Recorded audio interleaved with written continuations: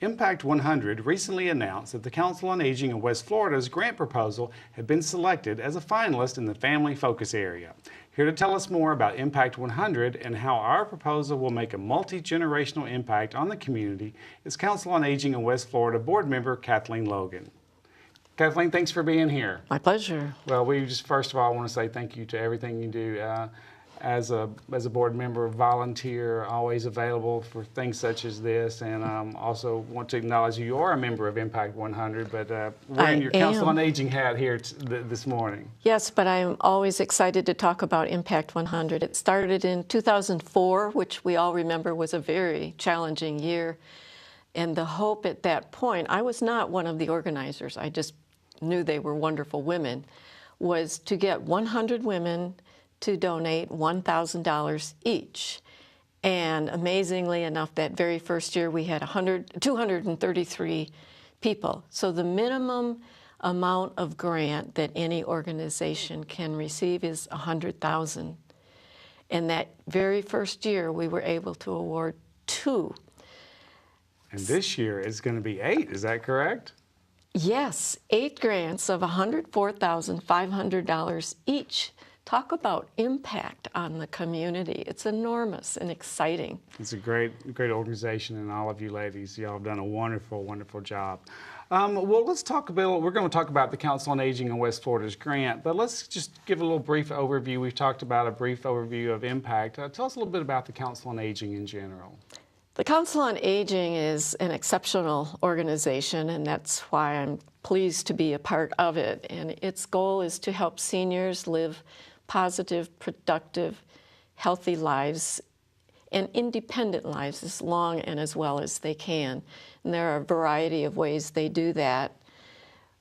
Meals on Wheels is probably the best known in the community, but there are other things, the foster grandparent program, the senior companion, the meals programs, where people can come and just sit in a community and eat a well-prepared meal. So there are various things, more things than I think most folks are aware of, that the Council on Aging does accomplish. Then with all the caregiver support groups and the Adult Day Health Care Center, it is that whole family, which is why we are in that category, which may surprise some people.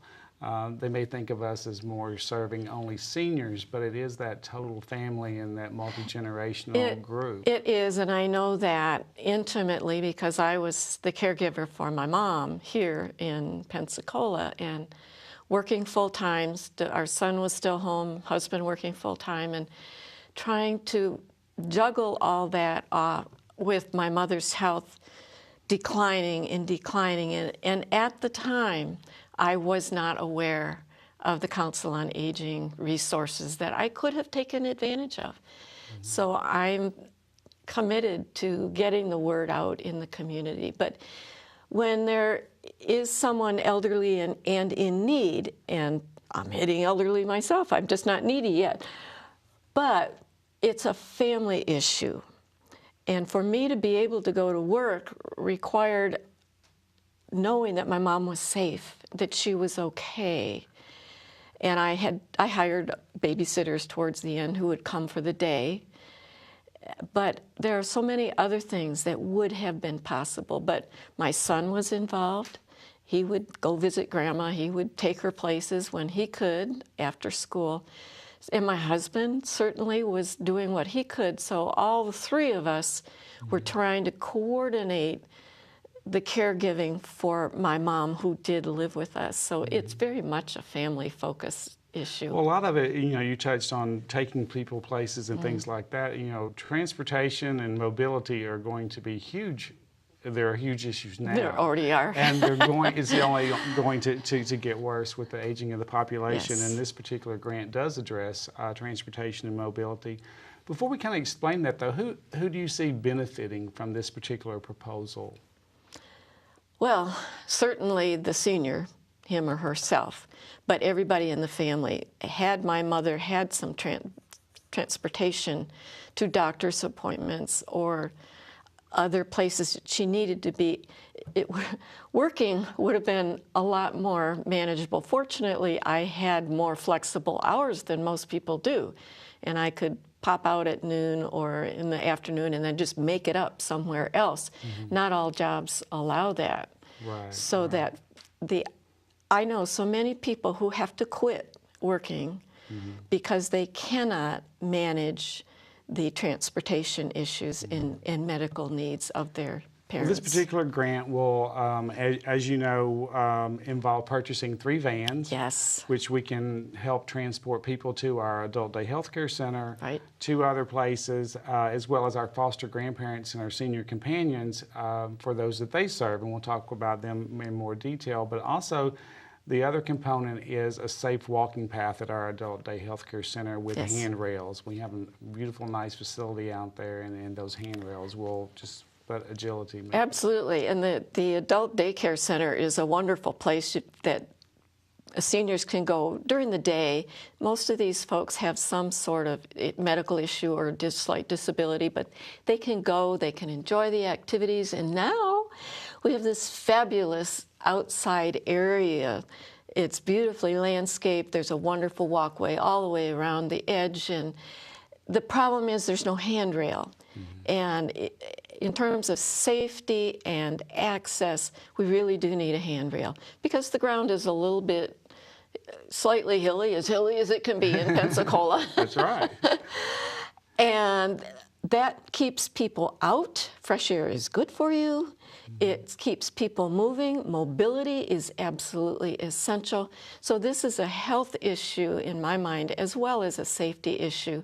And just the ability to be outside in this wonderful climate we have. And the other component of that about being able to get out, you know, our foster grandparents and senior companions are so valuable. These are seniors who participate. We call them volunteers, but they're basically very loyal, and they show up, and they need to get to what they do. And our senior companions, you know, go in the homes of less mobile peers and provide a valuable service. And then the foster grandparents going to the schools. Near and dear to my heart, having been an elementary school teacher, I thought, oh, I can name the kids, even now, all these decades later, who could have benefited from having a granny or a grandpa come into the classroom a couple hours a day to love that kid, help tutor that kid, nurture that kid, and they build this wonderful relationship. The kid benefits. This is a win-win if ever there was one. The child benefits from having somebody who loves and cares for him or her. The grandparent benefits because every single person on this earth needs to have a purpose. That's exactly right. We need to have value in life. And to match a needy child with a loving, giving, needed purpose in life, grandparent, what a wonderful match. And then all we have to do is help them get there. Get them there, yes. So that's, we're about to run out of time, but we could talk about, you know, the impact of this it's exciting. for a long, long time. But what is the next step in the process? October 20, the women of Impact 100 will meet, and some will vote by proxy, but everybody who can will show up. We will vote after we hear the finalists, and this year there are 15 finalists. They will make their pitch, their presentation, and with great promise and power and persuasiveness, then we collectively will vote. David Stafford brings his very proper voting machines for us to use, which means that we get the results that day.